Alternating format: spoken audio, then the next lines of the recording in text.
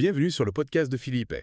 Aujourd'hui, on va se plonger dans une interview fascinante de Joseph Stiglitz, Ah oui, Joseph Stiglitz. prix Nobel d'économie. Rien que ça. Impressionnant.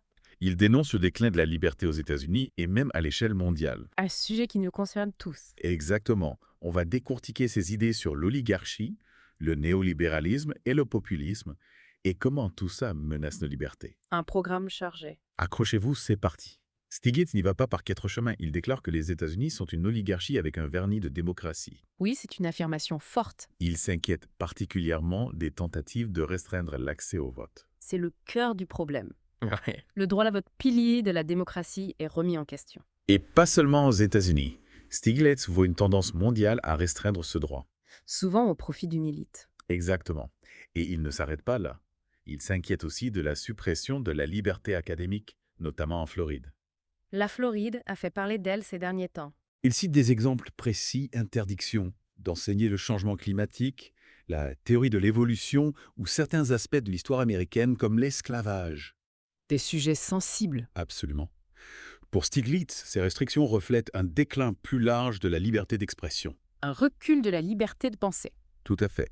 Et il attribue ça en grande partie à l'échec du modèle économique néolibéral. Ce modèle a creusé les inégalités, c'est indéniable. Et il a alimenté un sentiment de colère et de frustration qui profite au populisme. C'est un terreau fertile pour les discours populistes. Stiglitz explique que le néolibéralisme, en donnant trop de liberté aux grandes entreprises, a préparé le terrain pour des figures comme Donald Trump. En leur donnant le pouvoir d'exploiter les autres. C'est ce qu'il appelle la liberté pour les lus, la mort pour les moutons. Une image assez parlante. La liberté sans limite pour les plus puissants se traduit par une perte de liberté pour les plus faibles. C'est une réalité qu'on observe de plus en plus. Stiglitz met aussi en garde contre le pouvoir des monopoles modernes, ceux qui contrôlent les canaux de communication. Les géants du numérique, par exemple. Ils ont une influence énorme sur l'opinion publique. Ils façonnent les croyances. On pourrait presque se croire dans un roman dystopique. Comme 1984 ou La ferme des animaux. La comparaison est frappante. Stiglitz nous alerte sur le danger de la propagande privatisée. La manipulation à l'information est un danger réel pour la démocratie. Et ce qui est étonnant, c'est que Stiglitz affirme que les régimes autoritaires ne naissent pas d'un excès d'intervention de l'État, C'est contre-intuitif. mais plutôt d'un manque de régulation. Intéressant. Il compare les sociétés avec beaucoup d'inégalités et peu de protection sociale à celles avec un système plus solide. Les premières sont plus susceptibles de sombrer dans l'autoritarisme. Car la colère et le ressentiment nourrissent le populisme. Une analyse pertinente. Parlons maintenant des oligarques américains. Stiglitz prend l'exemple d'Elon Musk. Le milliardaire. Qui profitent des contrats et subventions du gouvernement, tout en prenant un État minimal. Un paradoxe. Oui, c'est le moins qu'on puisse dire. Stiglitz dénonce l'hypocrisie de ces oligarques qui défendent des idées libertaires. Tout en bénéficiant du soutien de l'État. Prenez Tesla, ils ont reçu des prêts colossaux du gouvernement. Et SpaceX obtient des milliards de dollars en contrats publics. Stiglitz appelle la gauche à se réapproprier le concept de liberté. Un concept qui a été détourné par les néolibéraux. Il faut une compréhension plus nuancée de la liberté qui concilie liberté individuelle et bien-être collectif. Un équilibre délicat à trouver. La pandémie a bien illustré ce conflit entre liberté individuelle et responsabilité collective. Le port du masque, la vaccination des sujets qui ont divisé. Comment trouver le juste équilibre entre le refus d'un vaccin et la protection de la santé publique? Une question complexe.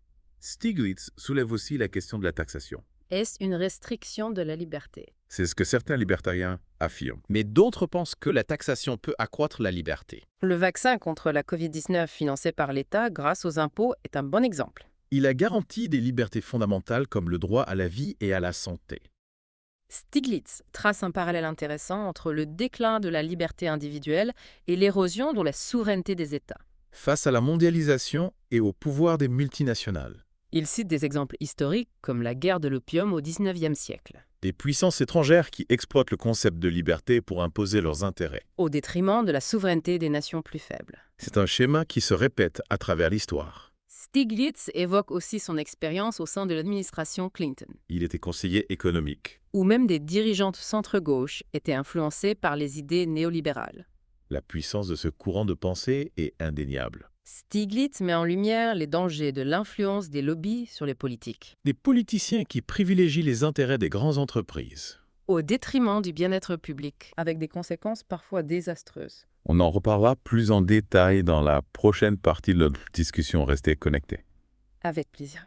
On va plonger un peu plus dans les solutions que Stiglitz propose pour contrer ces tendances inquiétantes. Oui, parce qu'après avoir dressé ce constat assez sombre, on a besoin d'un peu d'espoir. Exactement. Alors, il insiste notamment sur la nécessité d'une régulation plus stricte des marchés financiers. Ah oui, les marchés financiers souvent pointés du doigt. La déréglementation effrénée des dernières décennies a contribué à la crise financière de 2008. Une crise dont on subit encore les conséquences aujourd'hui. Exactement. Et elle a aggravé les inégalités.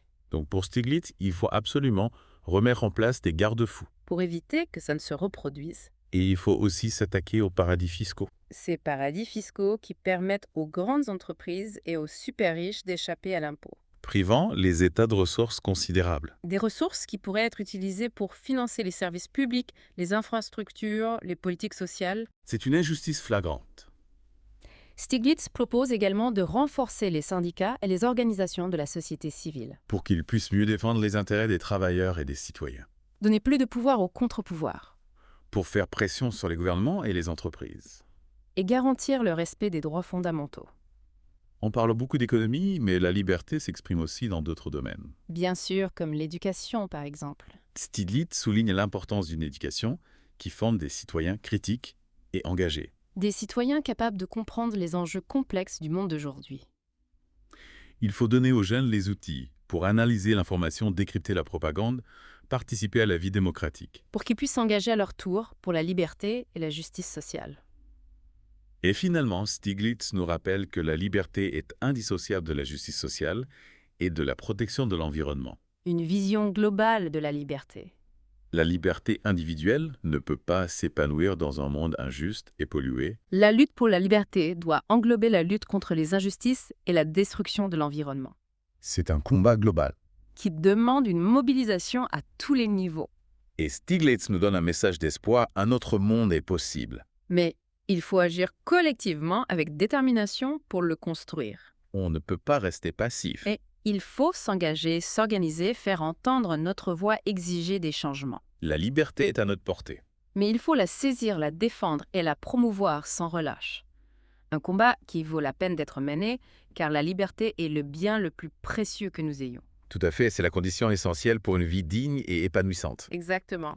Alors engageons-nous ensemble pour la liberté et la justice pour un avenir meilleur. C'est notre devoir, notre responsabilité et surtout notre chance. Et n'oublions jamais que la liberté est contagieuse en nous engageant. On inspire les autres à faire de même. C'est vrai, on peut créer un vrai mouvement.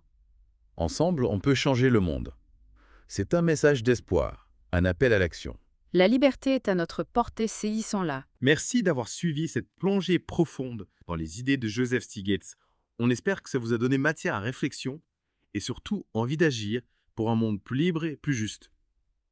N'hésitez pas à partager vos réactions et continuer la discussion. Et surtout, abonnez-vous à le podcast de Philippe sur YouTube et aimez la vidéo. À bientôt.